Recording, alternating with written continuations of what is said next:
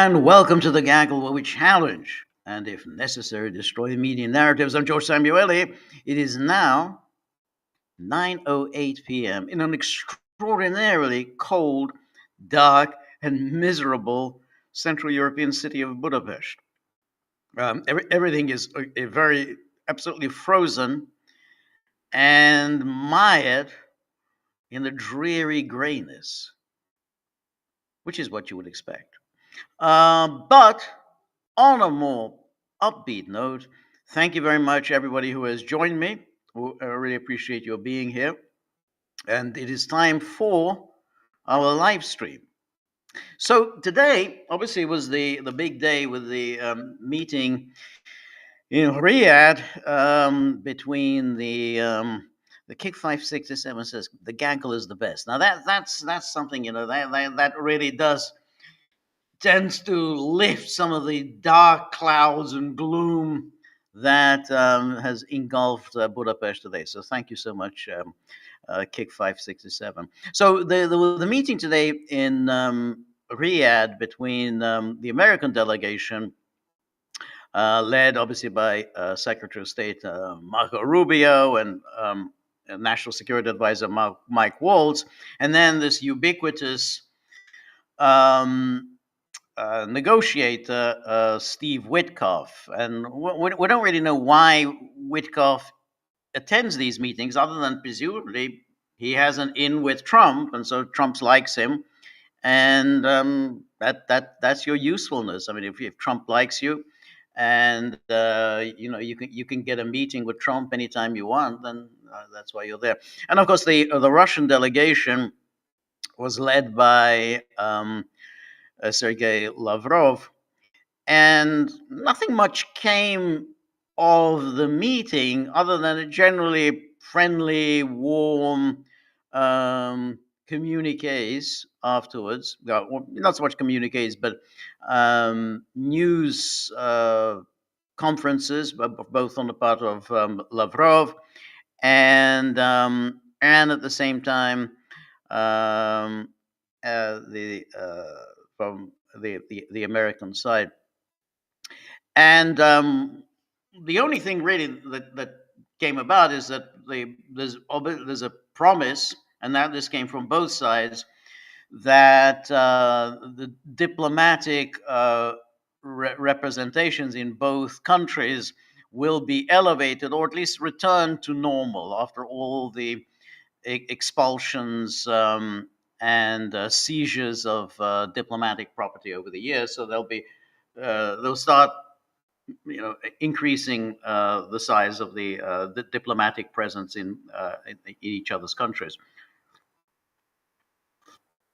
Obviously, that's a big deal, because this is something this has been a very sore point with the Russians, because the Americans seized the diplomatic compounds in 2016 with when President Obama was stepping out the door, and then even during Trump's first term, they seized a number of Russian consulates in the United States, and one in Seattle, for instance.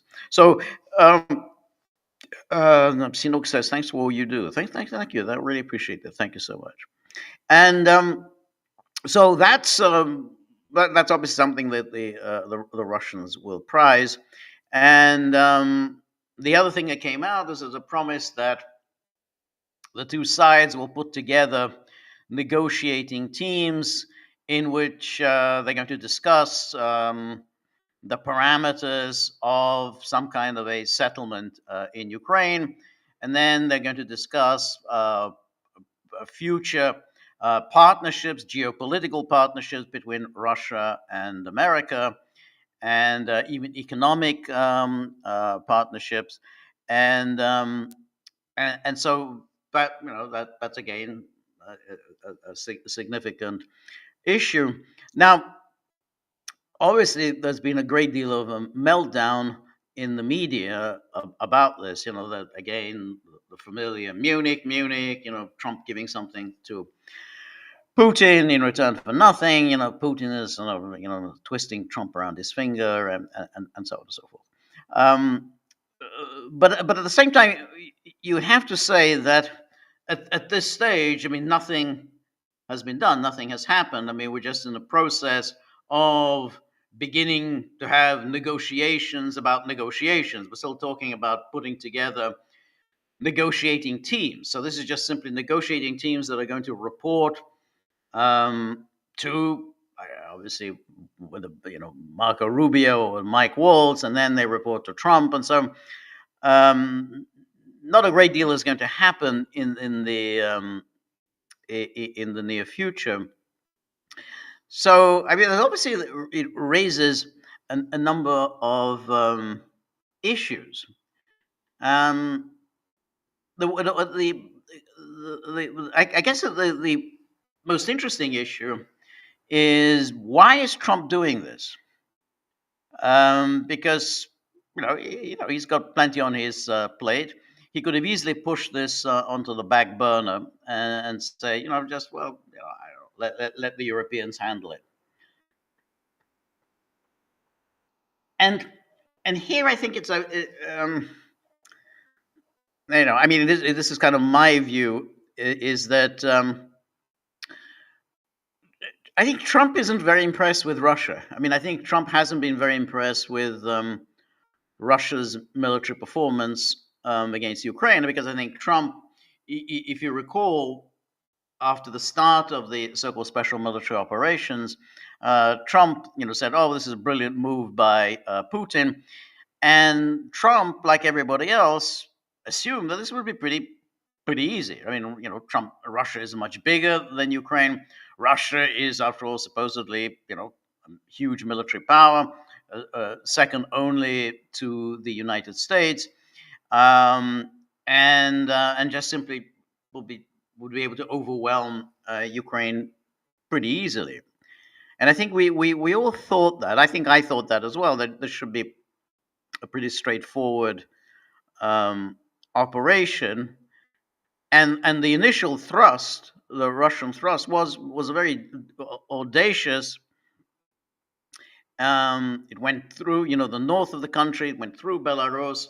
They surrounded Kiev, and it looked like they were going to bring about a very swift victory.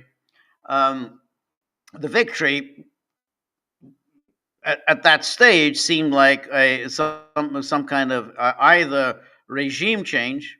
Either they would remove Zelensky and replace him by someone more favorable to dealing with Russia, or a panic-stricken Zelensky would just simply get terrified and sign on the dotted line and just simply give the Russians what they wanted, which was a commitment to Ukrainian neutrality, a commitment to reducing substantially Ukraine's military, and then postpone into the distant future the discussions about the status of the Donbass and even Crimea. So I thought that was what Putin was going to just deliver that quickly, and this would be a huge coup, because it would present Russia as a decisive, ruthless power. And it was sort of what Putin did in 2014 when he seized when he didn't seize, but his whole operation to incorporate Crimea into Russia. He caught everyone by surprise by the swiftness and the daring with which he moved. And so we kind of thought that, well, that's what's going to happen in Ukraine. And again, I mean, I think I said it at the time, and I've been saying it since then. I mean, the model was what the Soviet Union used to do. The Soviet Union, Hungary in '56, Czechoslovakia in '68, they moved quickly, used overwhelming force, and brought about a very rapid political change in Budapest and then in Prague. And then they did something very similar in Afghanistan in 1979. They moved very quickly. They removed Amin's regime, killed this Taraki, the one that they didn't like, and then installed their man, Babrak Karmal, in Kabul. Now, in the long run, of course, that wasn't a success in Afghanistan, but they did it. They moved very quickly. That was the real decisiveness, and that's what it seemed like they would do with in Ukraine. But as it turned out, that didn't really work out.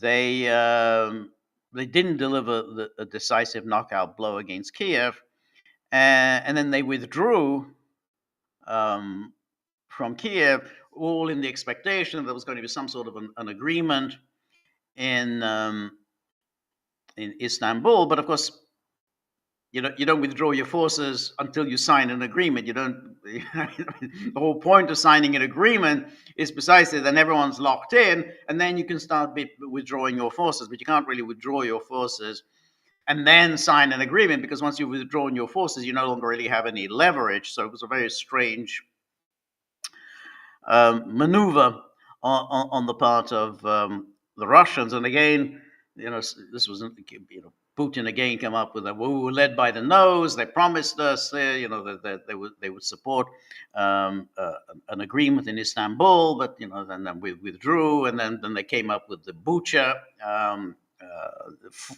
fraud. But the truth was that they never really had sufficient force initially to deliver a knockout blow, which is really what you need if you're going to do a kind of a swift coup,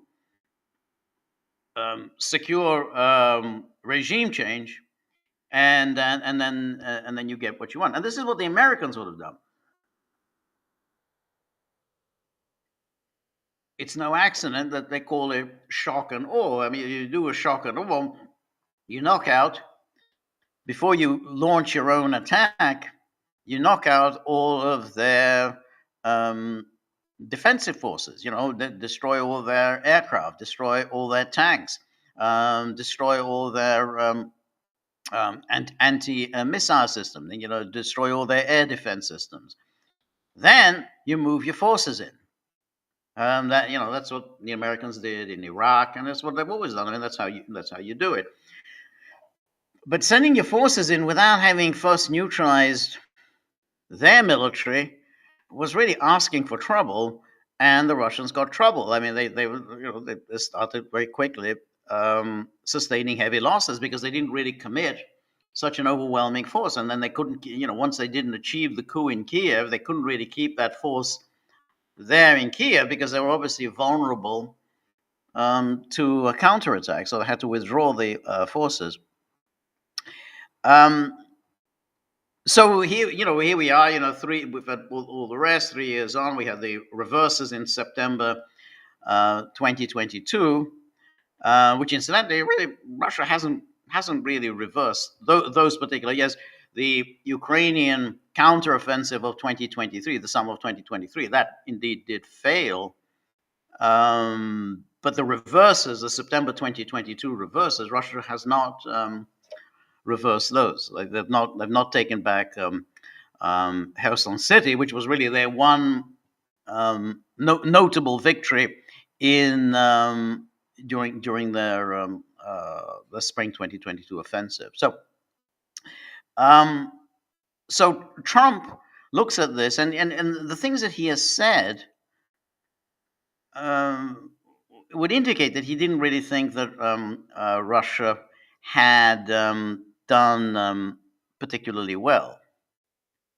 So I would think that he's decided that bloodying Russia really doesn't make much sense anymore. In other words, that goal, the Biden administration goal of essentially wounding, bloodying, weakening Russia. I mean, that has been done. That's been accomplished. And now I think Trump doesn't think that policy makes much sense, because you'd have to think about, well, what is Trump's priority? Now, Trump's priority has never been Russia or Eastern Europe.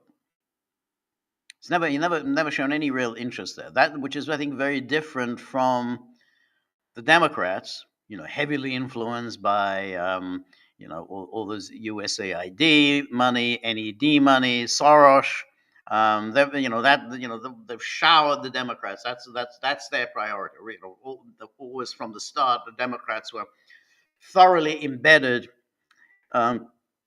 in Ukraine, and they've been thoroughly committed to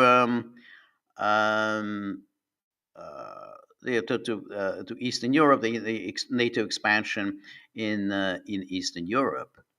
So, but Trump really, well, the Republicans haven't been into it that much. They have, of course, because it was the Bush administration, which in 2008 pressed NATO for that commitment to induct Ukraine into NATO, and it's no accident that the key figure there in the Bush administration was Victoria Nuland. Victoria was again, she works for the Democrats, works for the Republicans, but she obviously was a decisive influence within the Bush administration, who pushed for that Ukrainian membership of NATO. So, but by and large, Republicans who very, very ardently, passionately involved with Israel, are much more interested in the Middle East, and Trump has followed them in that on that path. He's also very much into the Middle East, and particularly in supporting Israel. So that's one aspect of it, which is clearly there may or may not be some kind of a war on Iran. I'm not saying there is going to be a war on Iran, but clearly, for no obvious reasons, no obvious strategic reasons, no strategic advantages to the United States, Trump has returned to the maximum pressure campaign against Iran. He did say that he regrets doing it, but he is going down that path. So that's one thing. And of course, the other aspect of it is China. And here, that is a matter of consistently that Trump has been preoccupied with the issue of China, and therefore doesn't see any real purpose in bringing Russia and China closer together. And again, Trump is determined to thwart anything at BRICS. I mean, I've not been ever terribly impressed by BRICS. I've never thought BRICS amounts to anything very much, other than a kind of a talking shop. But Trump seems to think that BRICS is a big deal, and he's threatened BRICS, and he said, "Don't you even think about setting up your own currency. Don't even think about your own reserve currency. Don't even think about challenging the dollar, because if you do, we're going to hit you with 100% tariffs." So that's his thinking. So I think Trump may well be thinking that, you know what, I'm going to save Russia. I'm going to save Russia out of the mess that it got itself into.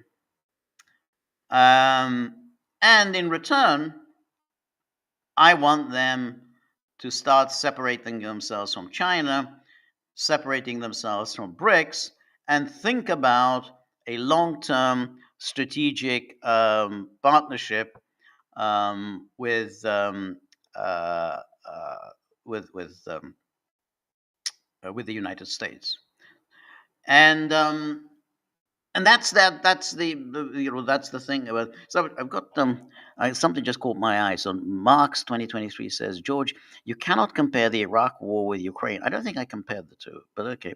The Ukrainian air defense was formidable and a well-trained army, fully prepaid. I agree the Russian forces were far smaller and overreacted, stretching the logistics. Well, all I'm saying, the only reason I compared Ukraine and Iraq was that the United States, prior to sending in its own forces as an invading force, um, pummeled and destroyed all of their air defenses, their military hardware, all their air power in preparation for an invasion. I mean, you don't want to send your forces into harm's way without having made sure that your troops, your infantry, aren't going to get hammered.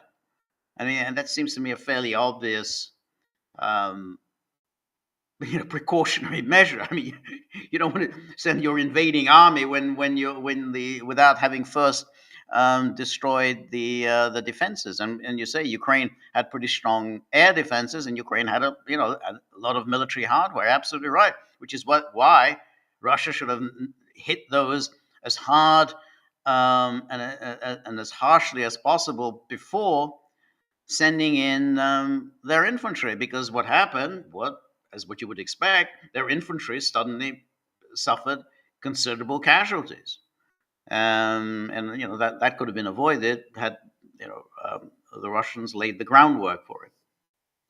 Um, anyway, but going back to what Trump is thinking, so Trump, it's like for 3 years the U.S. policy had been, well, we got to weaken Russia, inflict as many painful casualties on Russia as possible. Try to hit their economy, try to, what they call inflict a strategic defeat on Russia. Weaken, weaken, weaken, degrade, degrade, degrade. That was the Biden policy. And I think Trump, and it's clear from the things he said, he's been pretty much saying that, look, Russia's in a very difficult position now. This war has gone on for 3 years. Russia has suffered enormous casualties, and Russia isn't really close to achieving its goals. I mean, that's really the problem. I mean, contrary to what CNN repeatedly tells us, Ukraine is not on the brink of collapse. The basically, NATO land remains as committed to Ukraine as before, and essentially, the war could just go on and on.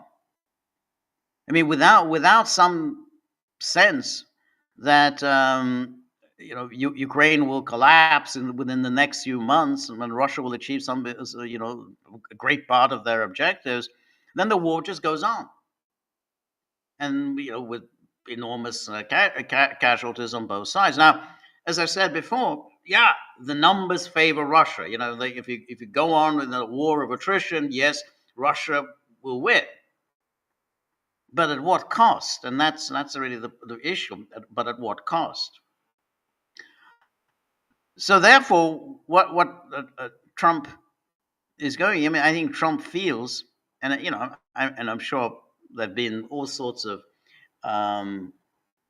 back channel negotiations, maybe even while he was campaigning for president,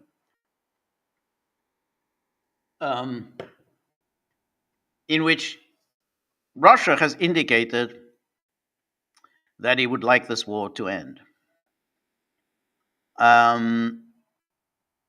Which means that if this war ends, then Russia will not have accomplished its goals. I mean, again, the 4 oblasts, they're not fully under Russian control. Lugansk, I think 98% under Russian control.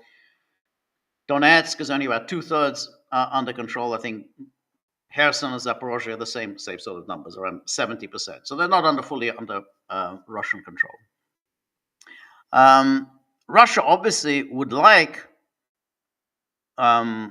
Donetsk, Kherson, and Zaporozhye fully to come under Russian control. But Trump isn't going to deliver that for them. Why would he? I mean, if you haven't done it, then why would anyone else deliver it for you? So in that case, the war goes on, and I don't think it makes any real sense for Russia to continue with this war, particularly when now they have an administration that is willing to help them out. It's basically saying, look, if you end this war now, you know, which means ceasefire, along the current lines, we can offer you, um, quite a good deal. We can start lifting some of the sanctions. We can, obviously, he's already, they're talking about normalizing the diplomatic representations in one another's countries, economic projects, and we can include you in our geopolitical goals.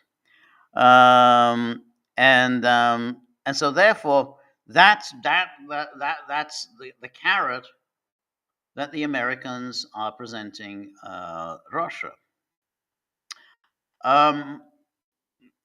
Now, if the Russians say,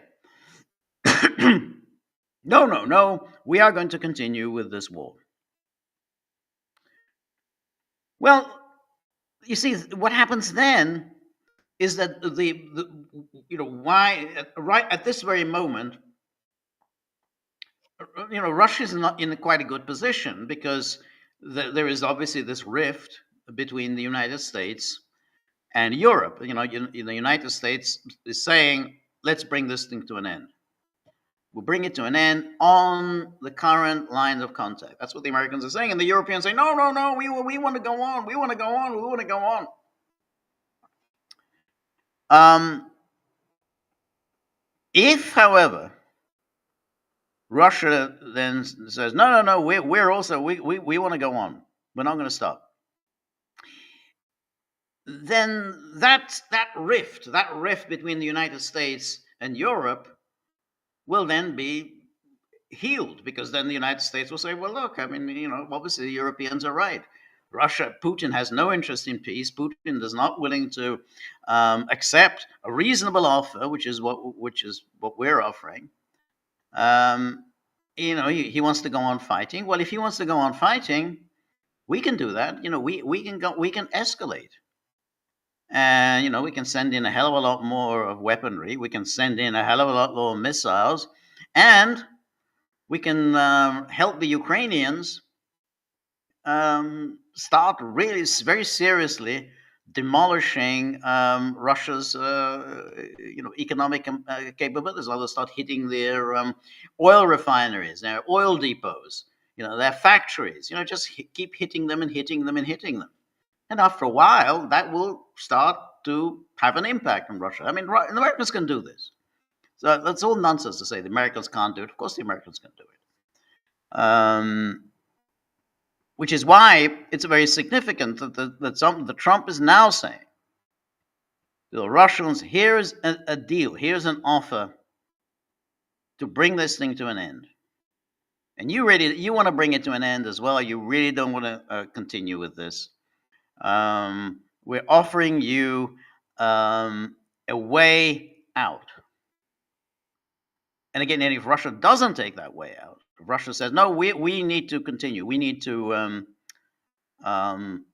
defeat Ukraine, that means the war goes on. And again, the war goes on, and America, escalates and escalates and escalates. All the rest about the European security architecture, that's not going to happen. I mean, that's out of the question. The Europeans are not going to come to any kind of a conference with Russia promising mutual security, mutual recognitions of borders, no more NATO expansion. They're not going to agree to this. It's not going to happen. The best, I think, the best that Russia can get is something along the Trump lines. I think if Trump and and his team are serious, and I think Trump seems to be quite serious. I think he wants to bring this thing to an end. Um, because as I say, I think Trump is issue. I think is maybe Iran. I don't know, whether he has any plans to go after Iran with Israel. I mean, I don't know that yet. Um, but he certainly has an issue with China and would like to focus on China. And he certainly thinks that it would be to his advantage if Russia became a partner, if somehow we had good relations with Russia, that would somehow prize apart Russia and China. I think there's some thinking along those lines that we could prize Russia and China apart. I'm not saying that will succeed, but one can see that Trump would probably be thinking along those lines. Let's separate Russia and China. Russia has demanded all this time some normalization of relations with the United States. They're being offered that, and we can see that this has caused some turmoil in the NATO camp because the Americans are offering that. But then you have, and there was a lot of gleefulness on CNN. Hey, the Americans and the Europeans, yay. They're fighting. The Europeans are shown to be fools. The rug has been pulled from under their feet. He. Isn't this fantastic? Okay, that's good. But then there's a next step after that. You have to ensure that there is a split between America and Europe. And the only way you can ensure that America and Europe continue to be split is if Russia agrees to bring this thing to an end. Because if Russia doesn't agree to bring this war to an end, then America and Europe will come together, and there will be an agreement that we need to do something about Russia. We need to escalate the war against Russia. So, before everyone starts, just cackling with glee about how the Europeans are being made to look so silly by the Americans, you got to think, okay, but there's a next step after that. You got to make sure you got to exploit that rift, and the only way you can exploit that rift is if you accept the American offer, which is to bring this war to an end. And I don't see, to be honest, why. I always read this. This Koob W says the West doesn't have the weapons to go hard on Russia because, like you say, Trump wants to play with China. The West has weaponry. Again, the West, the United States it's a bloody big economy. It's a bloody big industrial economy. If it puts its mind to it, it will produce lots and lots of weapons.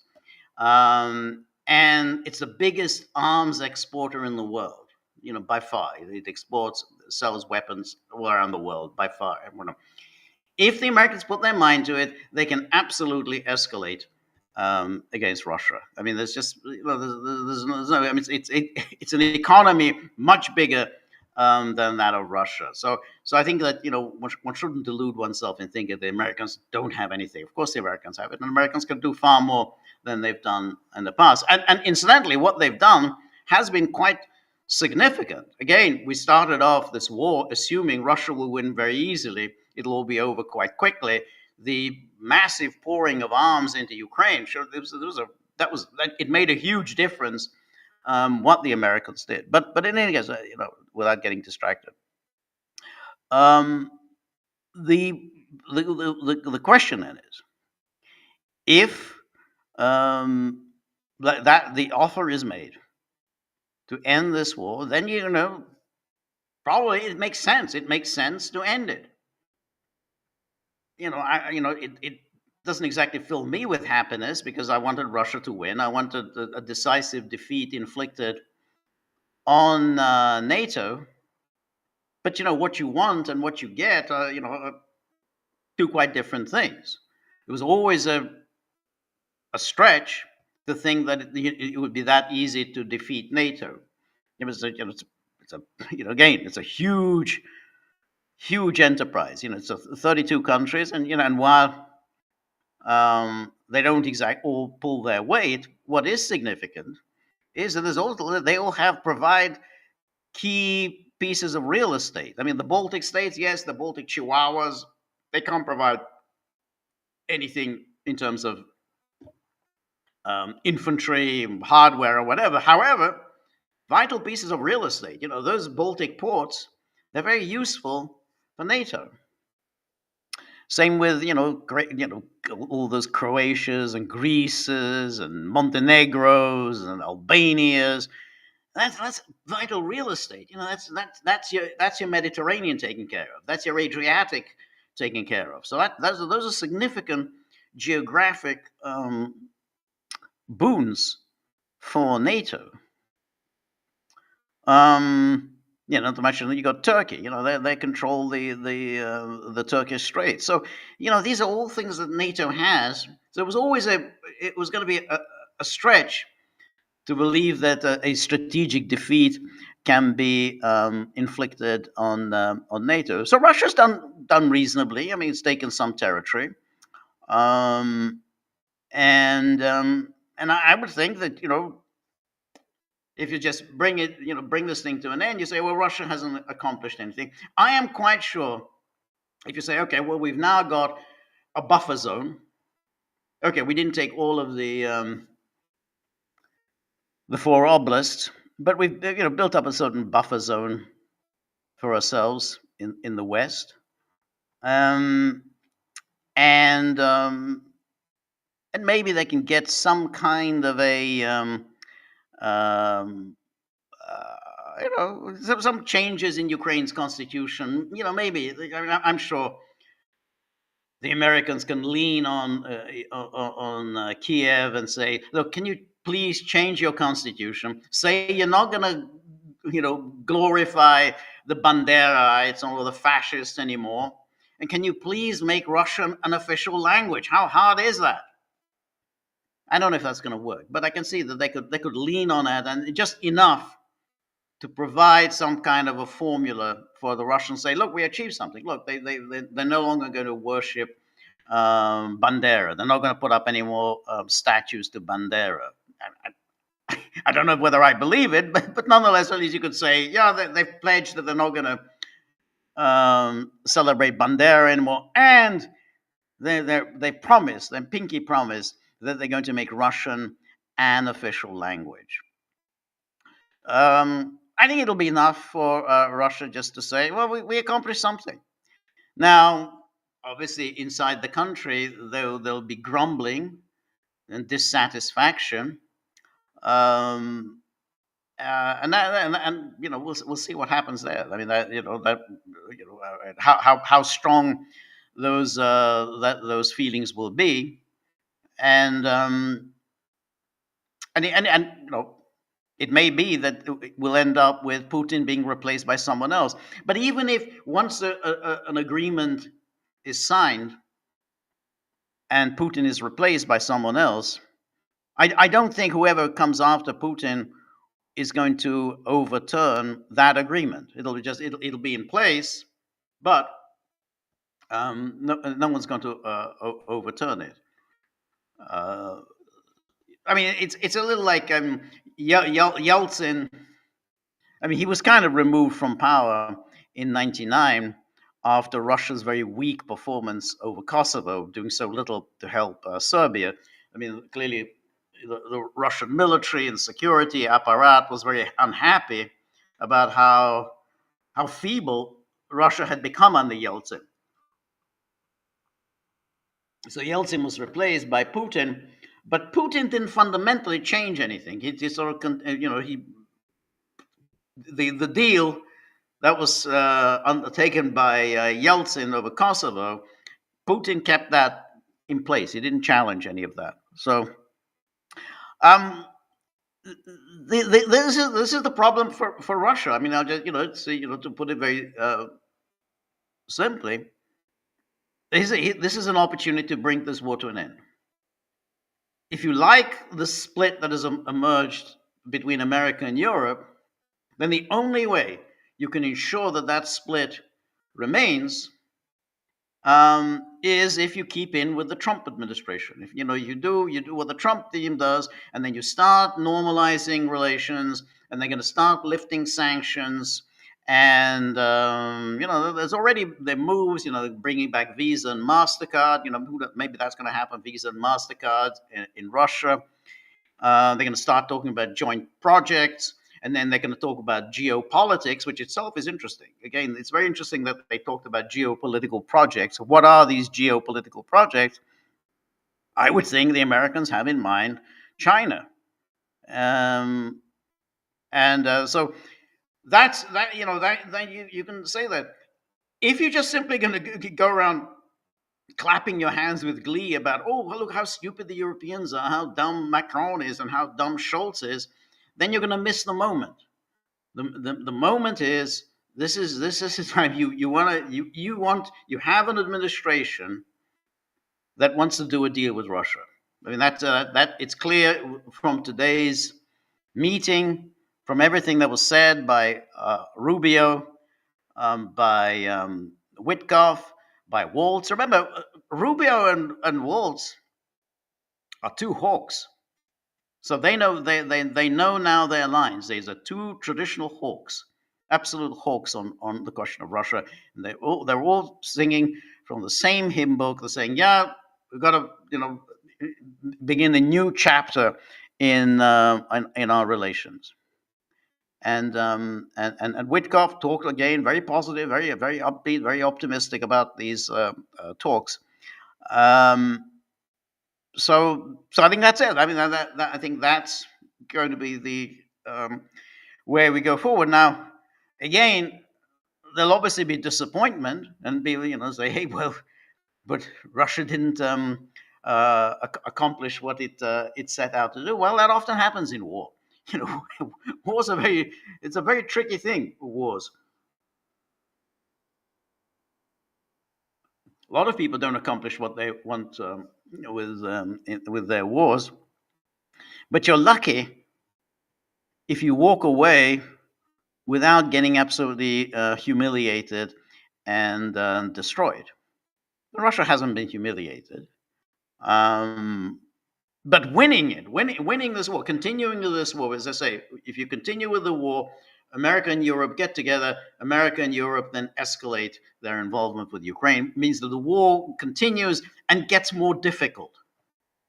And the longer a war goes on, and the more difficult it becomes, the more unknowns there are. Who knows all the different things? I mean, that's the point about wars. I mean, there's an awful lot of unknowns, an awful lot of mishaps and devastating defeats that happen along the way. I mean, people just do these straight lines in wars. Oh, this is going to happen. Oh, absolutely no question. Well, that's not what happens in war. It's always filled with uncertainty. So that's why it's better to bring it to an end, and then once we've done that, then you have to say, okay, well, we can say some things have been accomplished, something haven't. Look, after the failure of Syria, the loss of Bashar al-Assad, Putin said, no, we did okay, we succeeded. And what did you succeed? Well, we basically, the black flag of ISIS isn't flying over Damascus, so we succeeded. We got rid of the jihadis. And you say, well, what about this guy? Well, the Americans have told us that he's not a jihadi anymore. He's a moderate. He wears a suit and tie. So we accomplished it. So if Putin's able to present that, what happened after the fall of Bashar al-Assad, as a success for Russia, then I don't see that he'll have too much of a problem. I mean, maybe there will. Maybe there will be a domestic upheavals in Russia as a result. But that's why I feel. I mean, the alternative is the war goes on, and then all the rest, all the Xenon and blah blah. They will just oh yeah, war goes on. Russia must go on, march on. Take Kiev, take Odessa. Okay. But they've been saying this for 3 years, and it's not happening because um, I mean, I don't want to point this out, but I mean, when were we told that Chasiv Yar is about to fall to the Russians? When were we told that um, Bakhmut was going to be a huge strategic game changer? When was Pokrovsk? Pokrovsk was supposed to fall a long time ago. And that's just, these are small towns. That's before we even get to the big strongholds in Donetsk, like Slavyansk and Kramatorsk. And that's before we even get to Kherson city, Zaporozhye city. I mean, there's an awful lot to go. And just thinking that, oh, well, if we just fight a little bit more, and then everything will be, everything's going to work out. Now, it's true that so far Russia hasn't utilized its huge population. I mean, it hasn't introduced full conscription. Hasn't done it. I mean, it's basically still a volunteer army. It's people volunteer for a nice lump sum to go and fight. And I dare say there's a reason why Russia has not gone for full conscription, probably out of fear that this war will become very unpopular. I mean, because what happens when you have full conscription? You're going to send untrained young men to the front lines. Or what happens when you send untrained young soldiers to the front line? Well, they get their head blown off on the first day. I mean, if you haven't been trained properly, I mean, boom, you just get your head blown off. I mean, that's what happens. So that's the reason why Russia has elected to send only volunteers, mercenaries. I mean, basically, they're sending mercenaries. I mean, that's sensible enough policy, but it also means that you don't have the manpower to be able to deliver a knockout blow. I mean, that's how you always win wars. You deliver a knockout blow by having a mass armies that you just simply can't stop. It's a boom, let's go mass armies. And that's why whenever Russia takes this village or that village, it doesn't really have the manpower to make that a significant victory. I mean, because you can take a strategic village, but it's only important if you then are able to exploit it by pushing your mass army to occupy this new territory, and then use that as a strategic beachhead for further major military advances. But if you don't have the manpower, you just can't do it. And that's why we're doing this thing. We'll take this village and we'll take that village and so on. But that doesn't deliver the kind of major strategic victory that you need to bring this war to an end. That's why if Russia continues and say, well, that's it, we're going to continue with this war, there's not going to be any major changes for a long, long time. This could go on for a long time, because I haven't seen any evidence that Ukraine is on the brink of collapse. I know people saying it, and but we've been hearing about this sort of the Ukrainian collapse. We've been hearing about Zelensky being thrown under the bus and so on. Hasn't happened, and there's no point in continuing to tell oneself every day that it's about to happen, and Russia is about to then march on to Kiev or so on. So that's why I tend to think that that this war will probably come to an end quite soon. I think that this will be an opportunity for Russia and the new administration in the United States to come to some kind of an arrangement. I mean, the Russians are not going to turn this away. I mean, this is the Americans are now going out of their way to treat Russia with respect, take seriously, all their grievances, and even talk about partnerships, strategic partnerships, economic partnerships, normalization of relations, all the sorts of the things that the Russians have been talking about. They're not going to turn it around and say, no, no, no, we don't care about anything else. We're just going to continue with this war. We're going to keep fighting in Ukraine. They're not going to do that. That's just not who the Russians are. And it's everything we've known about Putin and Lavrov is out.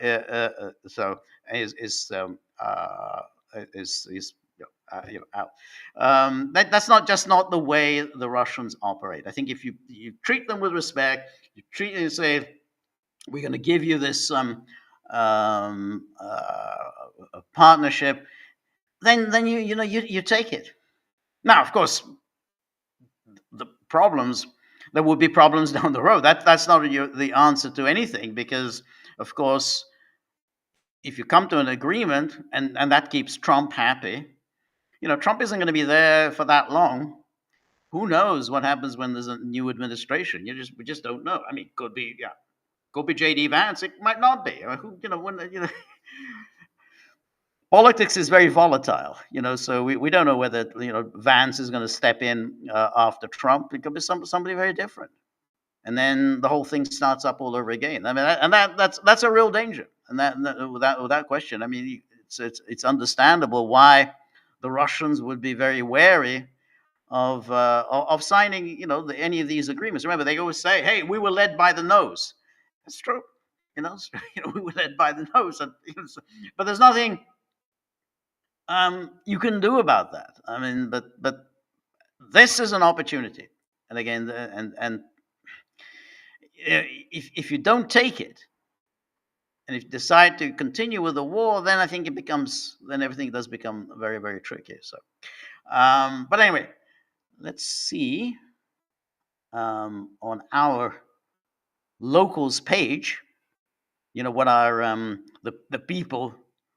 Our locals community, the people who keep the dogs happy, to the extent that these dogs can be kept happy, but at least providing them something, so just to keep the dogs away from me, and I really appreciate it. That's that's the function of our locals community, is that the hounds are kept away from me. So let's take a look. Can I see go all the way back?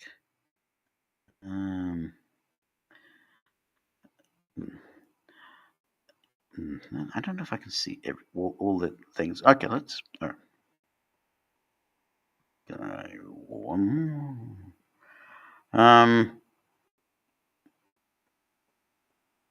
So here's Ivan Grozny says, "Hello, George. Good evening. I hope you're well. I wanted to know how I can buy your book. It seems to be sold out everywhere. Look, also, I'm curious, what was the biggest donation in Gaggle history?" I don't know what the biggest donation in Gaggle history was. It probably wasn't really that great, unfortunately. But I don't remember. In terms of my book, it's always a little hard to get on Amazon and all those other places.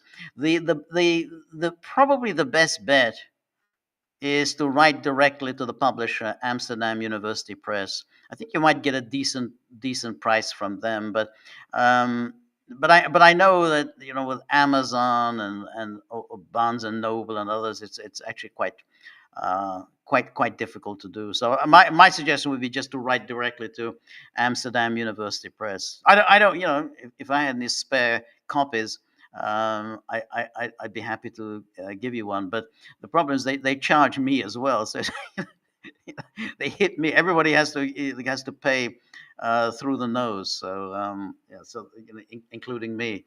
So, but well, thank you very much, and I really appreciate it. But I think you get in touch with Amsterdam University Press. Anne Marie, thank you so much. Thank you for your generosity. I saw your comment, Anne Marie, about Villa Lobos, and you said that you didn't really like it very much. I also have mixed feelings about Villa Lobos. It's not my favorite composer, but I what I liked was when he's kind of the combination of sort of Bach's contrapuntal motifs and kind of Brazilian folk music. I thought it was just an interesting to to listen to. But I don't see him as one of the as a really great composer.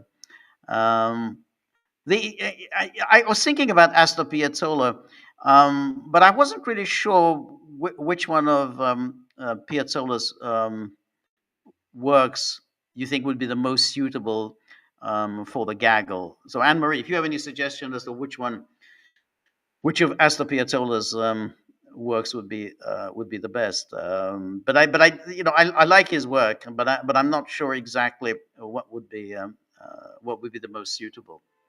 But anyway, Anne Marie, thank you so much. Um, and Kick 567 says, George, the NYC Union Iron Workers told me to tell you thanks for your great work. Well, I really appreciate it. The Iron Workers Union. Thank you. I really I appreciate that. It's very interesting. I mean, what's happening now in New York City, and that this Governor Hochul was a very dubious governor. Basically, she kind of engineered a coup against the elected governor, Andrew Cuomo, who really didn't do anything. I mean, it was such a total nonsense, the whole business of that he was sexual harassment. No one was really ever able to present any evidence that he engaged in any sexual harassment or anything like that. I mean, he was a bit handsy, but that's who he was. But no one came up with any serious evidence. But there was a plot against him, and doubtless engineered by Biden because they didn't really want any rivals on the scene, and they knocked him out. I mean, I don't hold any particular fondness for Andrew Cuomo, who only got that position because of his father. Um, but I thought that the ouster of Cuomo was kind of unfair. They never it was never they never remotely made the case against him. But Hochul was clearly instrumental in the overthrow of Cuomo. But anyway, now Hochul is saying that she's going to remove from office the elected mayor, Eric Adams. It's very odd. I'm not even sure how you can just remove an elected official. I mean, they say that technically the governor of New York, who has, I guess, has seniority over New York City mayor, that she has the power to remove him. But it would seem to be completely violative of any democratic norms because he was elected. And there will soon be primaries, and he will doubtless be primaried. I don't know whether he will survive a primary challenge, but that's normally the way you remove elected leaders. You don't just have a high-handed way in which a governor removes the New York City mayor. The other thing aspect of it, and I guess would be, well, a white woman is removing from office a black man. That's not a good look. But I guess if you're a liberal, then no one seems to worry about that too much. And because Eric Adams is now seen to be aligned with the Trump administration, even though he really isn't. I mean, New York City is still a sanctuary city, so that hasn't changed. But he's seen to be aligned with Trump. So, judging by the reports, no one's going to be terribly upset if Kathy Hochul just removes Eric Adams from office. I it's just, but and no one even like, hey, but it's a little inappropriate for a white woman to remove from office a black man. But apparently, you can do what you like. Um, anyway, thank you for the New York City Union Iron Workers.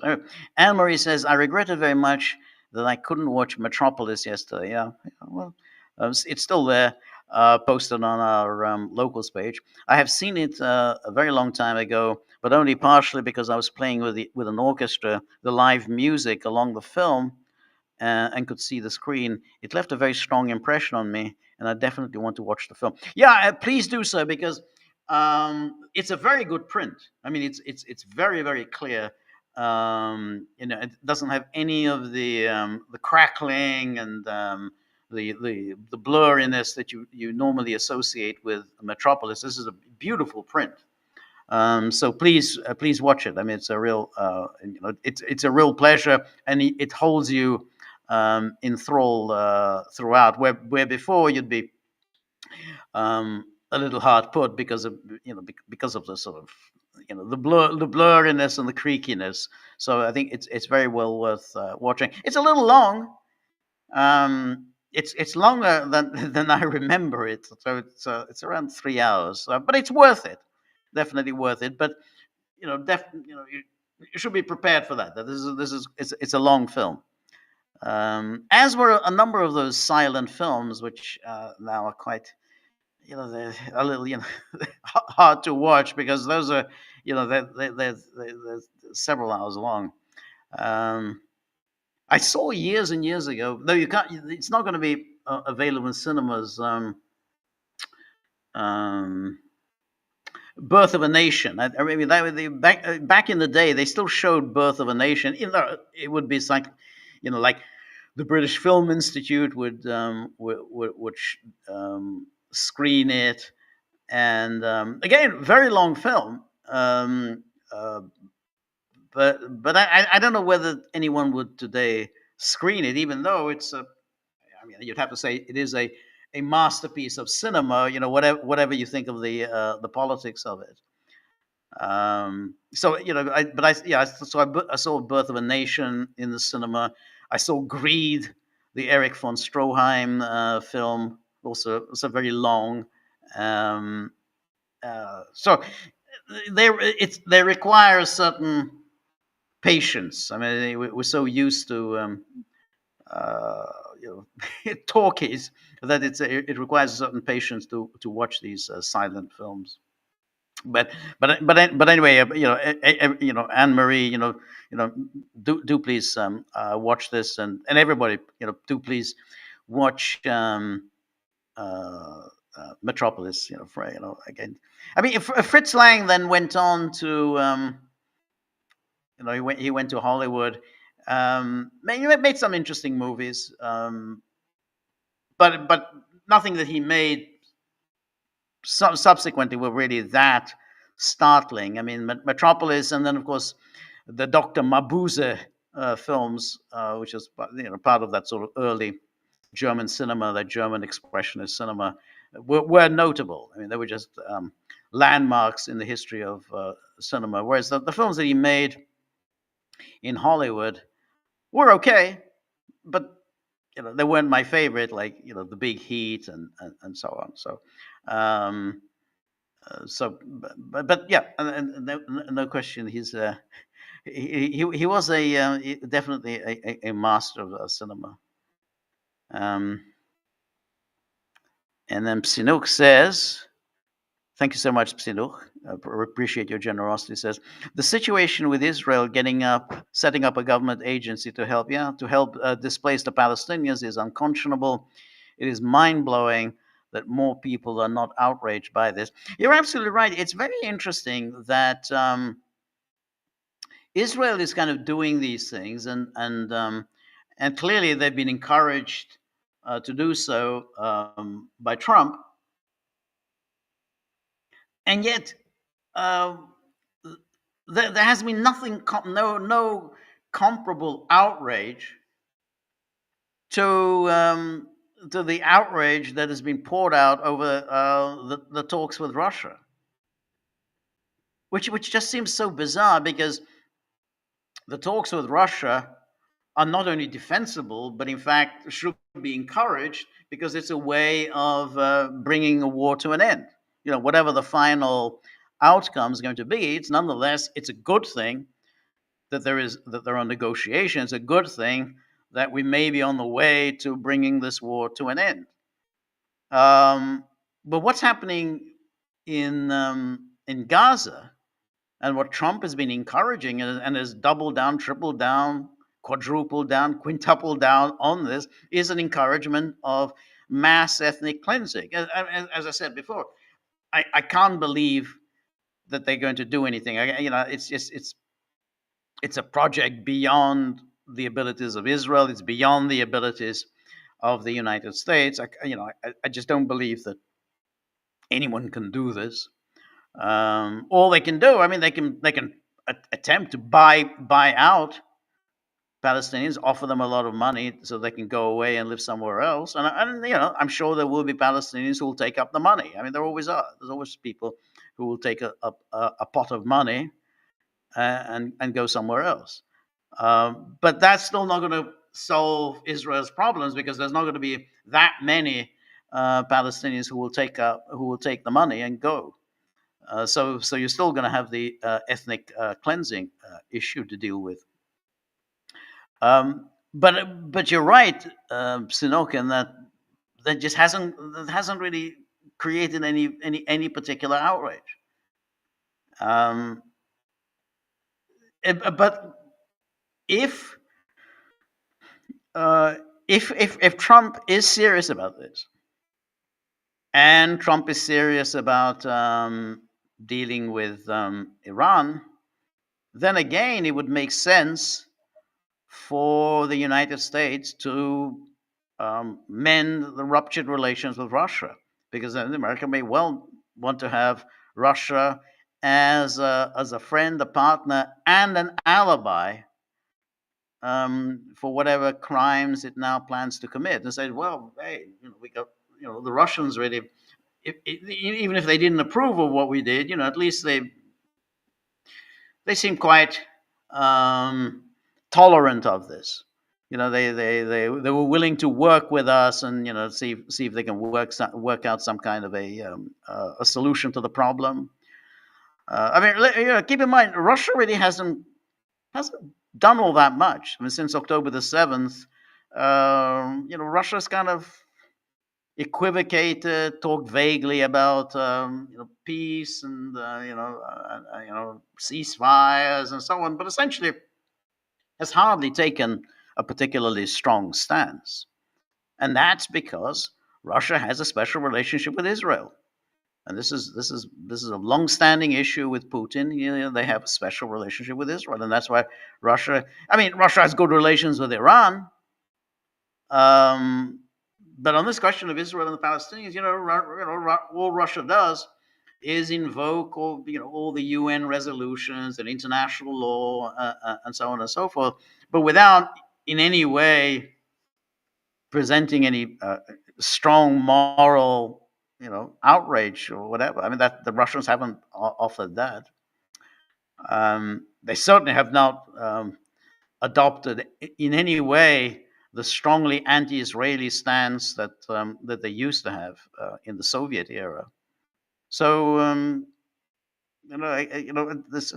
sure that if Americans, as Trump is serious about Iran, if Trump is serious about this Gaza issue, and Trump is serious about supporting Israel through thick and thin, I think he's going to want to have his back covered by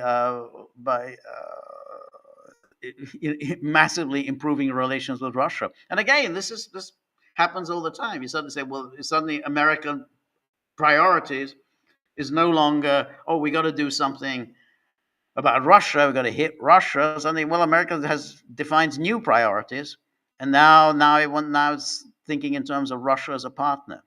I don't know necessarily that that's where we're heading, but it could well be that's it. That new administration and is saying, well, we have new priorities. All that stuff that Biden was up to, we're not interested in that. We're not, I mean, Russia has already been weakened. Russia has been clearly, I'm sure Trump thinks that Russia has been greatly weakened, and now as a weakened Russia might be, quite a useful junior partner for the United States. So, um, and that I think brings up Israel, and it brings up Iran. You know what the Americans plan on doing there, and that I think they may want to have Russia on board for that.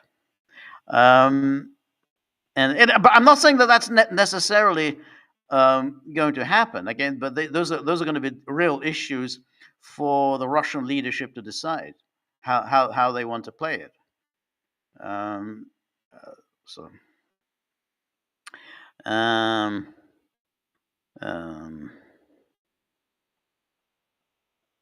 so Kick567 says, do you know the Trumpian influences like Charlie Kirk and Alex Jones?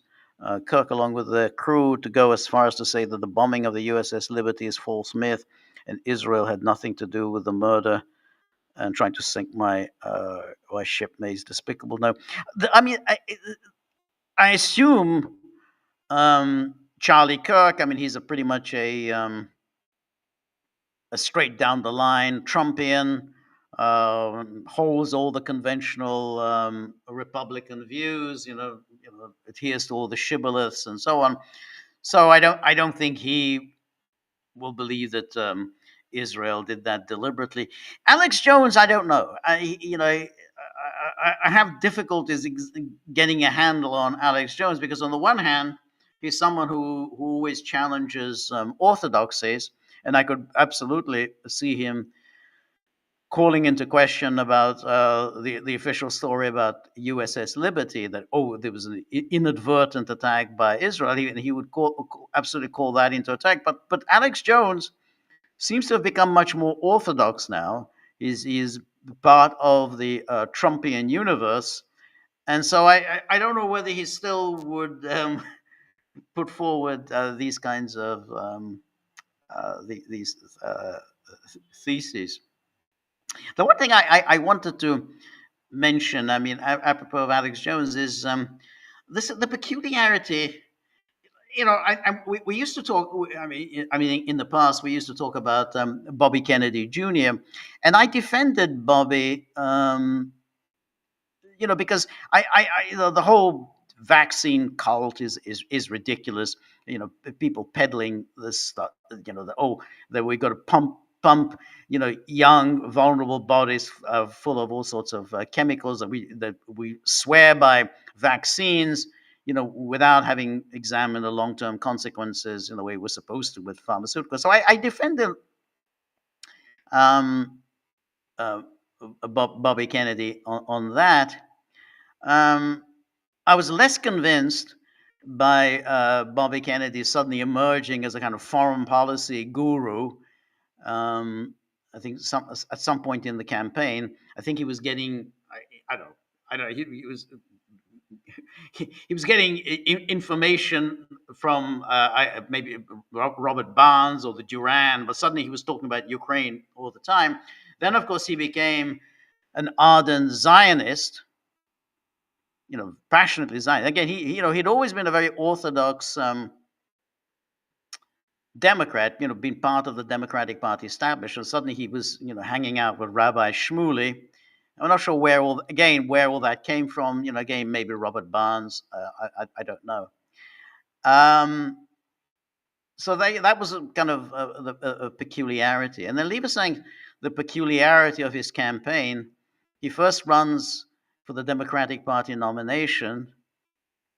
Then when he finds that they're not going to give him a platform, as we should have known that that's what they're going to do, he decides he's going to run as an independent. Then he decides he runs as an independent, raises money as an independent, then abandons that and abandons, all his all the campaign workers, the money that he raised for his independent campaign, and decides to throw in his lot with Trump, gets a job with Trump.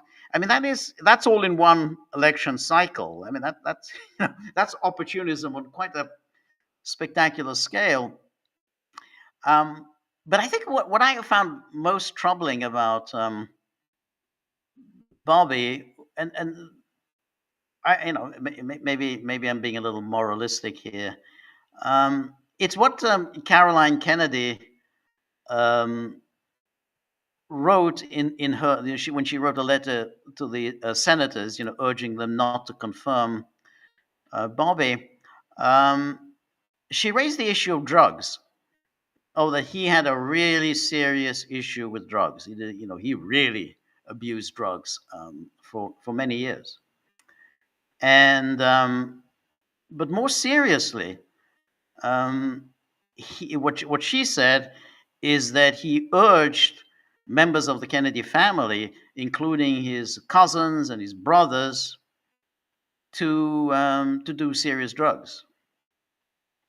And she said, okay, Bobby, kicked the habit, and that all kudos to him that he did kick the habit. But others whom he kind of seduced into the abuse of drugs didn't kick the habit and then went into illness and death, including his younger brother David. And I find all that very troubling. It's when you do that, when you kind of persuade others to abuse drugs, and then you manage, however, you kick the habit, but others, however, basically led to serious health issues and death. That isn't so good. And again, maybe some people will disagree with me, but there's something about him I just find very distasteful. Anyway, so then, anyway, Kick 567, thank you so much for your generosity. Marx 2023 says the tariffs that Trump may put on metals are self-destructive, as America is a net importer of metals. America can't compete with China in manufacturing. That competitive edge was left 25 years ago. China manufactures 70% of the world trade. Well, as I said, I mean, China produces junk, absolute crap. But, you go into any store and pick up, hair dryers manufactured in China. You buy one of those, that's going to last you about 2 weeks. I mean, it's just China's manufacturers have no reputation whatever in the world. I mean, they do, again, there's a lot of factories in China and they produce a lot of very cheap stuff. They flood the world markets with this junk. But it's not a manufacturing powerhouse. I mean, it's very different from the days when the Japanese were dominating world markets, because there you really had the Japanese products, whether it was cameras, electronics, ships, all the rest. I mean, those computer hardware, those were absolutely, they were bywords in quality. So then and that's why the Japanese were a serious threat to the Europeans, they were a threat to the Americans, because these were good, high quality products and relatively inexpensive. The point about the tariffs for the Americans is, first of all, America is a big producer of steel and aluminum, and the whole point of what Trump is trying to do is to get people to manufacture in the United States. And if you manufacture in the United States, you're not going to be hit with tariffs. If you don't, if you manufacture somewhere else, then you're going to hit you with tariffs. So I think the tariff policy, I think, makes sense if you stick with it. If, however, you just use it to score points and to coerce other countries into pursuing this policy or that policy, then I think it's not going to work. But if you do it consistently, then I think tariffs will work. But I don't in any way worry, too much about the Chinese products. I just think this is a bloody big country, a lot of economic activity, but I just don't see it. The way that if people who remember the threat from the Japanese in the 60s, 70s, and 80s, that was a serious one. I think that because then they really were able to take on the Americans. They would take on the Germans. They again those cars, people were buying Hondas because it was a good car. Hondas, Toyotas are good cheap cars, and they were so much better. So I don't, anyway. So Stone River says, um, thank you very much, Stone River. Says Vance's speech put bait to the notion that NATO is based as shared values, yet another reason to ditch it. Yeah, absolutely. I think that was a very strong speech. What I thought is interesting is that there's some people who are kind of lefties, and who normally you would expect to be critical of European intolerance, have attacked. What was the guy? I've forgotten his name. Bertrand, who Glenn Greenwald has him on, and he was saying, "Oh, this was a terrible speech by Vance because he was doing precisely what the Trump said that he wouldn't do. They're interfering in the domestic affairs of other countries. Somebody they said, no, no, no. I mean, hey, they're interfering. They're telling the Europeans how they should run their societies. Where Europeans have different values, they have different standards. Why is an American lecturing the Europeans about what values and standards they should have?" I didn't see it that way. I thought that precisely as you put it, Stone River, that he was saying, if you're going to talk about democracy, if you're going to talk about freedom, if you're going to talk about values, then you have to stick by them. You have to be serious about them, not just congratulate yourself, pat yourself on the back, and claim, "Oh, we have democracy and values." Then you have to respect election results. And clearly, there's now a long pattern of the Europeans despising and ignoring election results, including, of course, the case of Germany, where they say, "Well, we're going to put up a firewall around the Alternative for Deutschland," irrespective of the fact that a very substantial portion of the German public votes for it. So it was very strange for these people, this Bertrand guy. As I say, he was always on Glenn Greenwald. He's a French guy, to attack Vance for interfering in Europe's internal affairs, and then people like him, they made another attack on Vance by saying, "Oh, that it's not just the Europeans who are doing this; the Americans are doing this. The Americans are so why is Vance picking on the Europeans? I mean, the Americans are interfering on these elections as well. The Americans were the ones who urged Romania to cancel an election. It was the Americans were pushing Georgia to ignore and to try to undercut Georgia Dream's win." But I don't understand that argument. I mean, what does it matter that the Americans did this under Biden? This was under Biden, under Obama, under precisely the team that preceded Trump. And moreover, Trump himself was a victim of this kind of operations. And just because, the people who were before Vance did this, why should then the Vance not bring this up against the Europeans? Because the point is that this is happening inside Europe, and the Europeans should be much more protective of their own democracy, of their own rule of law, than the Americans would be. Instead, they just went along with the Americans, undercut all these elections, whether it's in Romania or in Georgia or in Serbia or whatever, And what they're supposed to get a pass because, oh well, but the Americans did it as well.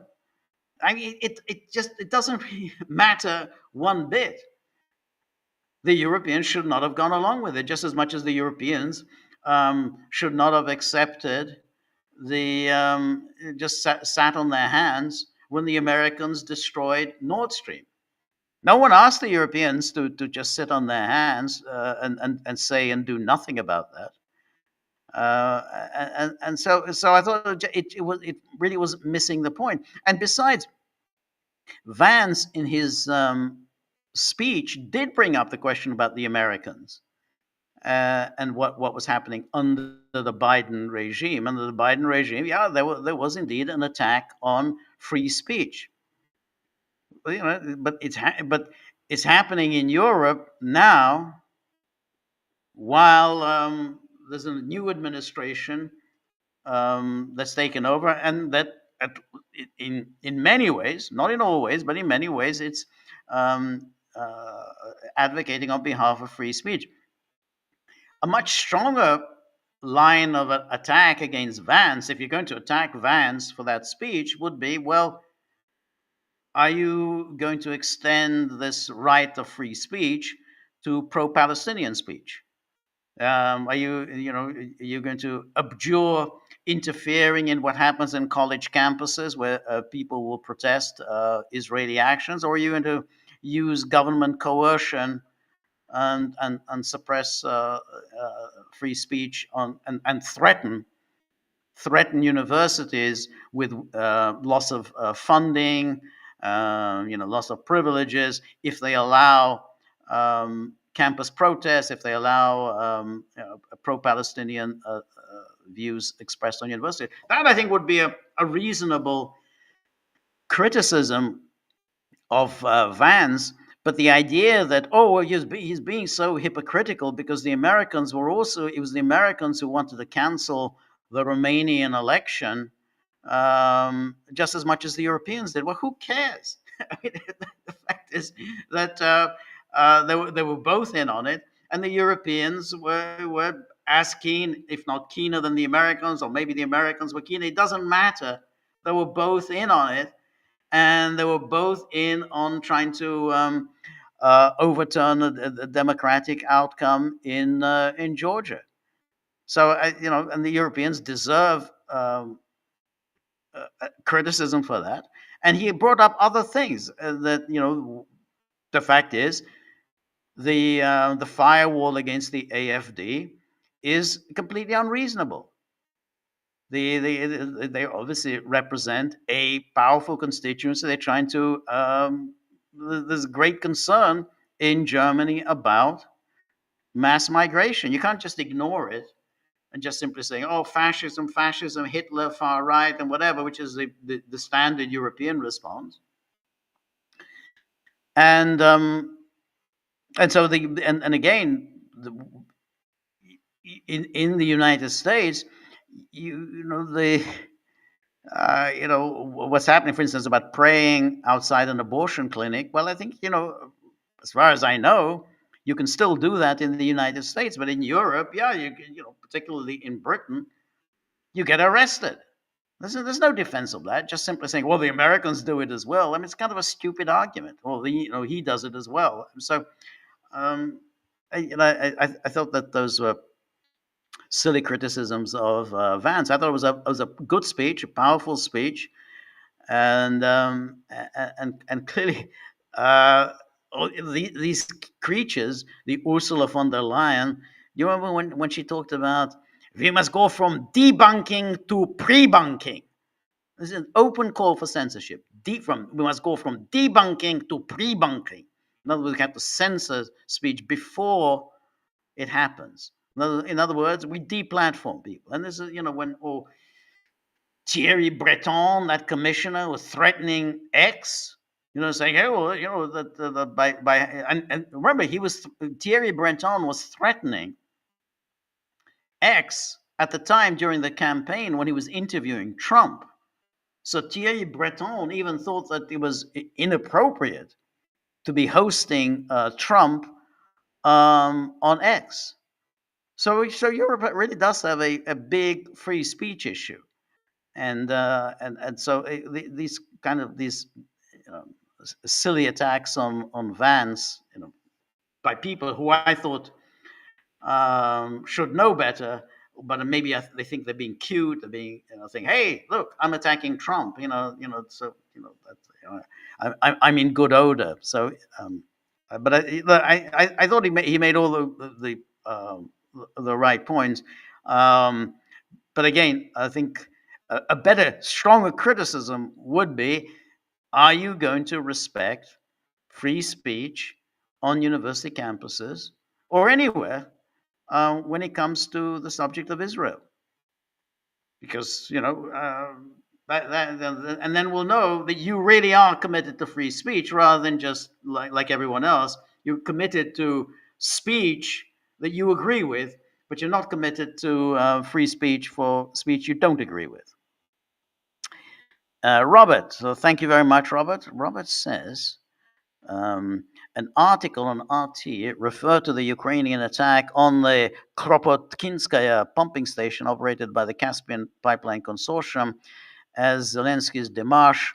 I'm intrigued by the term, which seems to describe a stunt pulled by one party to signal its displeasure with another. I'm curious as to what you make of it, and if there are also noteworthy historical instances of the démarche. Yeah, it's a very interesting case, because this was a Ukrainian attack, but as we know, this was a drone attack on this consortium. There's American money involved, and it's a way of getting oil. There's oil from Kazakhstan. This is something that the Americans very much want as part of the way of getting around Russia. Um, the what the what we do know is that Ukraine cannot launch these attacks without Americans doing the targeting for them. I mean, this is a it's a drone attack. The targeting is a very difficult, complex operation because you have to select the target. You have to plot the trajectory of the flight because there are all sorts of anti-drone technology that you have to avoid in order to reach the target. Only the Americans can do it. So the whole idea that this was a decision made by Zelensky and that he did it, that's complete nonsense. Ukrainians are unable to do it. It was the Americans who did this. Then, of course, it becomes very interesting because if the Americans did this, then it would probably be some Americans who are clearly involved in Ukraine who are not at all happy with what Trump is doing. So that basically, it's whoever plotted this attack was trying to send a message against Trump. I mean, it clearly is not. This was not something that Trump or Pete Hegseth would have authorized. If somebody at a much lower level launched this attack, which then makes it very interesting. What is this about? And again, there's nothing so unusual about the U.S. military just simply ignoring their civilian masters and just continuing with their own projects. I remember, under Obama in Syria. You remember when the Americans and the Russians agreed to undertake joint air patrols and essentially joint air attacks against ISIS. So they inked that agreement that the Americans and the Russians would partner together against ISIS. And what happened? Boom! The Americans launched an attack against Syrian armed forces. Bashar al-Assad's armed forces. They didn't attack ISIS. They attacked um, Bashar al-Assad's armed forces. Killed a number of Syrian soldiers. And the Russians, in protest, canceled the agreement. So now, the defense secretary at the time was Ash Carter. I doubt whether Carter gave the go-ahead for this attack. I think it was at a lower level. Somebody who was very unhappy, hates the Russians, was very unhappy by securing any kind of agreement with the Russians, and just simply went ahead and did it on his own, and secured what he wanted, what he or they wanted, which was the cancellation of this American-Russian agreement. And then before that, there was the case of the U-2 spy flights. You remember, Eisenhower, 1959. He was working to ensure an improvement of relations with Khrushchev, and this was the kind of the first major détente since World War II, in the spirit of Camp David. Even Eisenhower and Khrushchev, and Eisenhower had pledged to Khrushchev that there wouldn't be any more U-2 spy flights over the Soviet Union. And I mean, Khrushchev obviously wanted it was very important for him to bring to an end these spy flights, because, of course, the U-2s were saying that the Soviets really don't have too many missiles.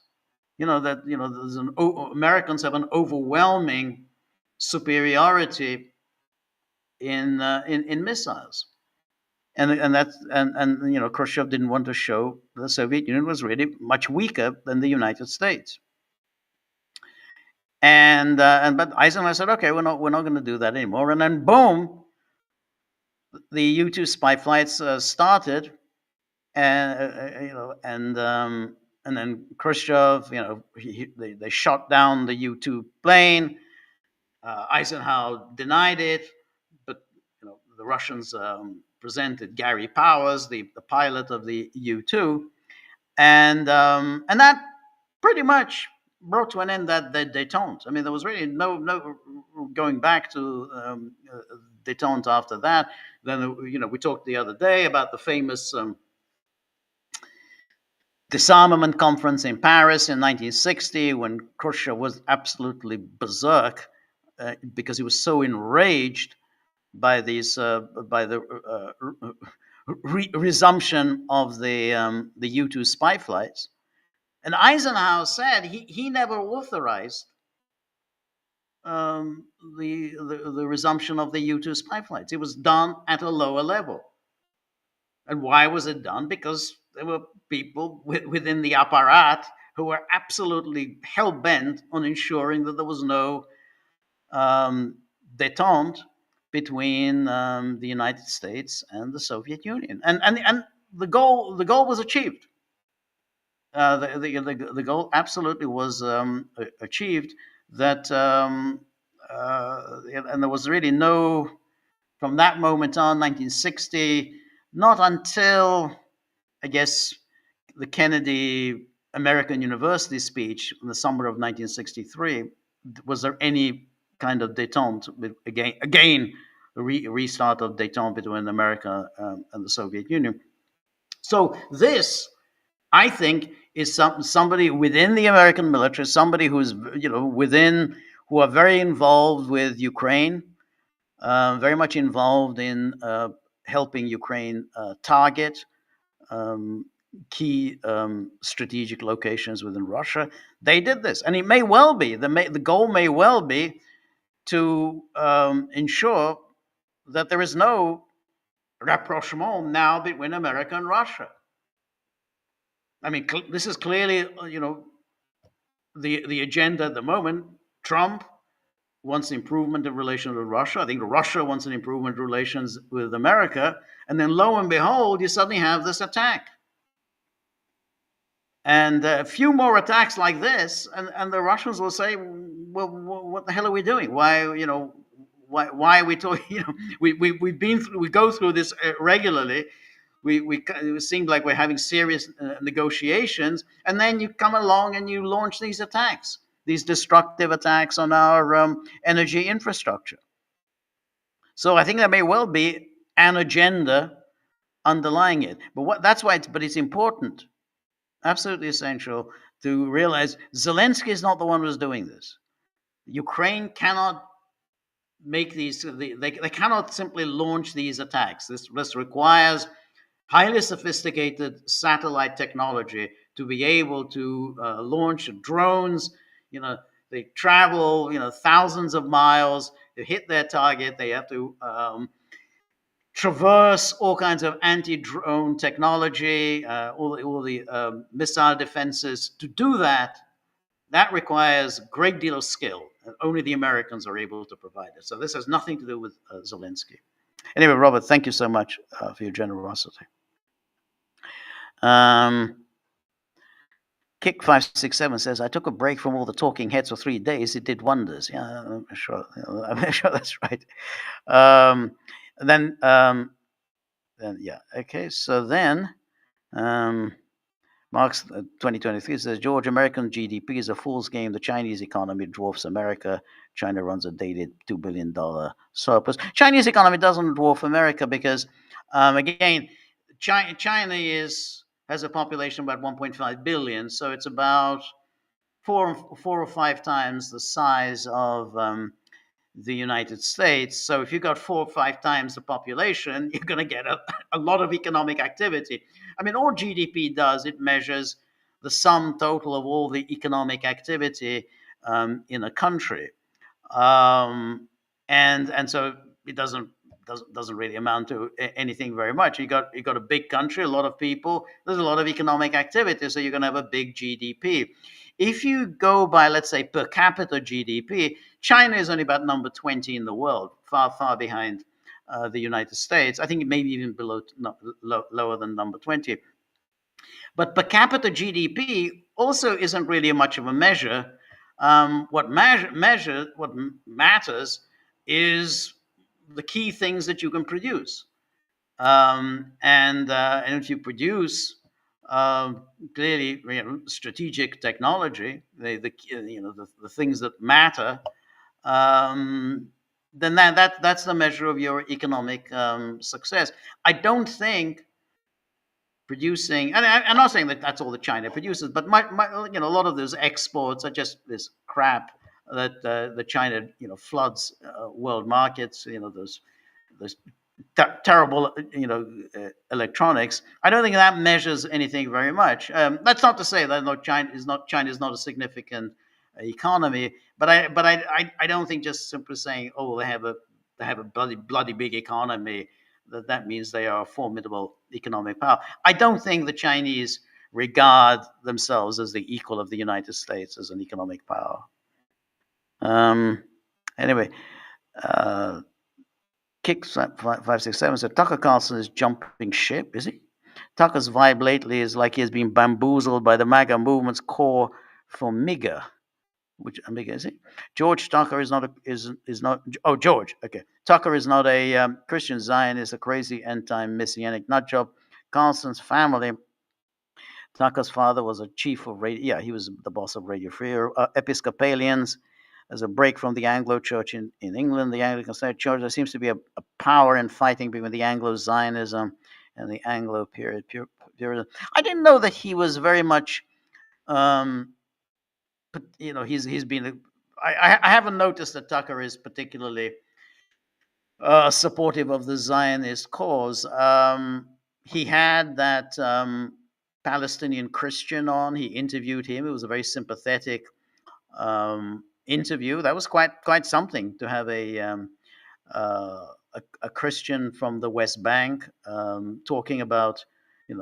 So that was he got away from the whole thing. Oh, the Palestinians, they're all a bunch of Muslim nutcases, and Muslims, they're all crazies, running around with bombs in their hands. But so this was a Christian, and he was detailing, all these Israeli crimes. So that was a powerful interview. So Tucker had all of that. So I haven't noticed, but I mean, look, he has to obviously realize, whom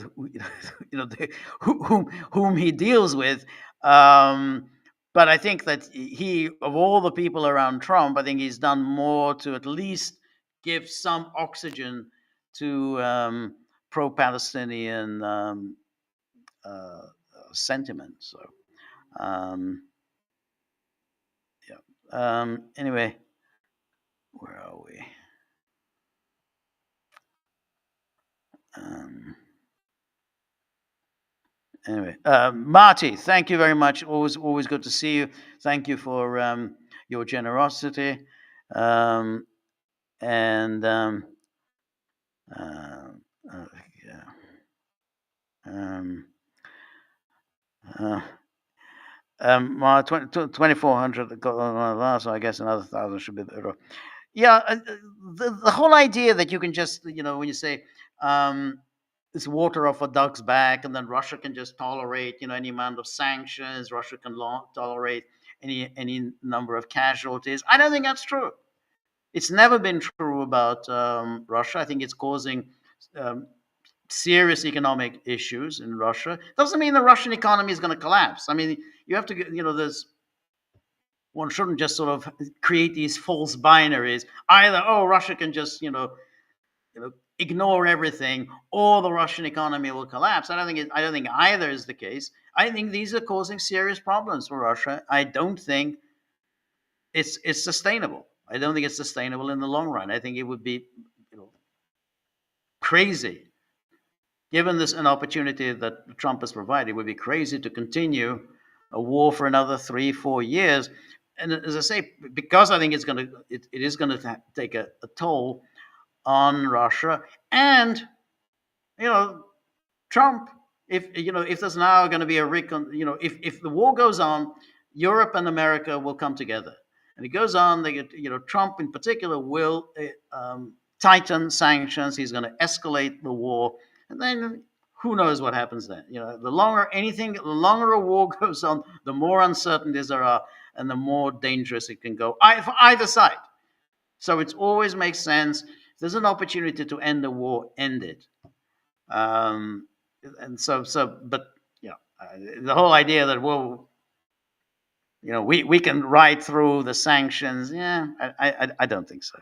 And the sanctions are going to get more and more difficult. I mean, there's no question. They're going to start applying pressure against third countries, pressure on India, pressure on China. They're going to start tightening things. It's going to be doing business through third country banks. Again, Russia probably could do it. It will be able to get around it. But each time they do it, it gets more and more difficult, and you get more and more constrained in what you can do. So, and where are we? Anyway, so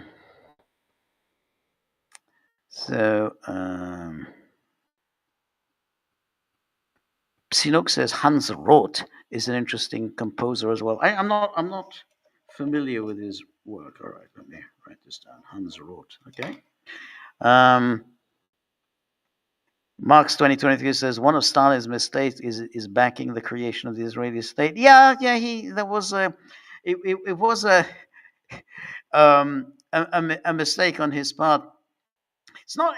I've never understood exactly why he did that. I think he felt that an Israeli state, given the kind of connection with Russia, would be, and they're sort of the early settlers were socialists, would be pro-Soviet.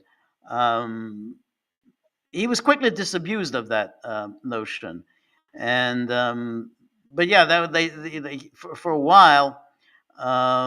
He backed the Israeli state, but he changed his mind quite quickly, and from that moment on, relations with the Soviet Union and Israel were fraught. I mean, the problem arose when the new Israeli state called on the Jews of the Soviet Union to come to Israel. and a number of Jews in the Soviet Union seemed very open and receptive to that call. And that, of course, enraged Stalin. And then Golda Meir, who was Israel's first ambassador to the Soviet Union, she came there, she arrived there, and the Soviet Jews, absolutely went crazy in their enthusiasm for her. And Stalin watched this and was enraged by it. But I mean, if there's if there's one state that actually took up the cause of anti-Zionism that was on a global scale, that was the Soviet Union. And to this day, you got all these kind of Zionists in the United States who will say the anti-Zionism, the people who really championed the anti-Zionist cause was the Soviet Union. Soviet Union invented anti-Zionism. And remember, Stalin was accusing all sorts of political, during the show trials in Eastern Europe during the late 1940s. They were all, those who were put on trial were accused of Zionism. So he did it. But if you if you're going to raise the issue of Stalin recognizing the state of Israel, you have to say, but Stalin then became the leading proponent of anti-Zionism. Anyway, Robert says. Hold it. Before that, Carlos says, why did the Japanese stop being a threat? Was it because of how the internet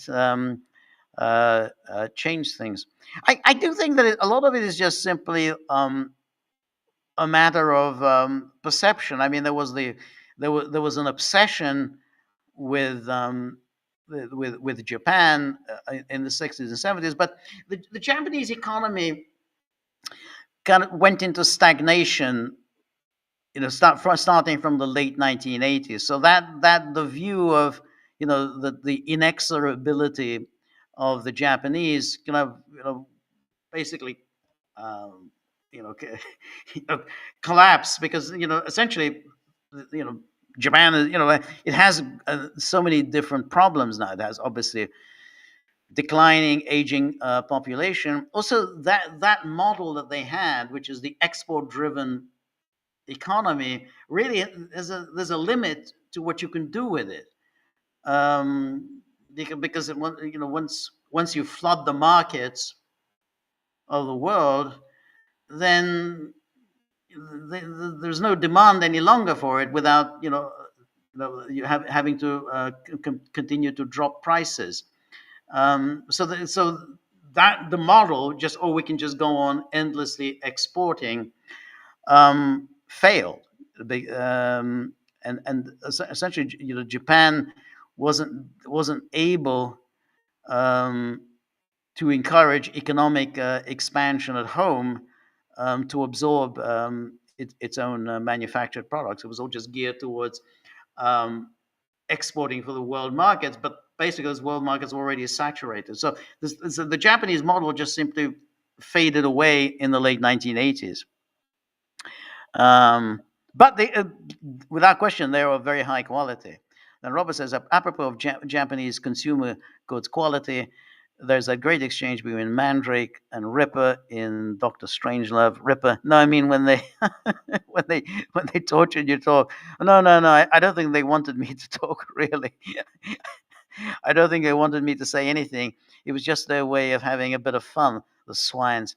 Strange thing is they make such bloody good cameras. I remember that line. It is hilarious. That's right. They didn't really want me to talk. Strange thing is they make such bloody good cameras. There's no question. I mean, it's like they targeted that industry, and they targeted a number of industries. They targeted the auto industry, the consumer electronics industries, and boom, they undercut all the local manufacturers. Just the Japanese produce mostly in China. China produces three types of quality: high, mid to poor. You get what you pay for. Please find me a hairdryer, but not produced in China. Made in China is a brand. 90% of the electronic goods are produced in China. Yeah, I think the ones they are produced in China, but that doesn't mean that the Chinese themselves are doing it. You're right. The Japanese have plants. A lot of companies around the world have their plants in China. I mean, China is just simply a place where you build your factory. It doesn't mean the Chinese and themselves are this huge economic power. It just means that's a convenient place to build your factory to produce stuff. But the Japanese, I mean, if it's produced by Sony or JVC or whatever, Toshiba, whether it's in China, whether it's in Malaysia or whatever, it's of high quality. And whether it's made in China, but if you say, okay, well, it's made by Sony, so therefore I know it's going to be of high quality. If I look at it and I see it, and this is a Chinese company, their hair dryer is made by a Chinese company, I know this is a piece of shit. I mean, I know it's going to last me 2 weeks before it just burns in my hands. It's a little like when in the Soviet era, the Soviets would produce all kinds of electronics, and they were crap, and so therefore, you know, people long to get, well, where do I buy my I don't know, record player? Well, I'm not going to buy a Soviet record player. I'm going to buy a record player in from Germany. So it's the same way with China. Um, Anyway, Mark says Associated Press were banned from White House briefings as they would not rename the Gulf of Mexico, Gulf of America. I mean, I think that's a good point. I mean, again, that's not a good look for if you're going to talk about free speech. The Associated Press is perfectly entitled to have its own house style book, and they say we're going to call it the Gulf of Mexico, even though I think the way the new house style book is Gulf of Mexico, and then put in parentheses renamed renamed in 2025 Gulf of America by the United States. But that's fair enough. I mean, it's their style book, and the idea of punishing them for their style book, I think is wholly unwarranted, and I agree with you there. I mean, I think that's um, it's again, if you're going to champion free speech, then that's not a good look. I mean, the Associated Press is exercising its free speech in not accepting the the name change. Um, so anyway, and then Mark says, I was told that Stalin remarked that the Jews don't do gratitude, though I've never managed to find that remark in writing.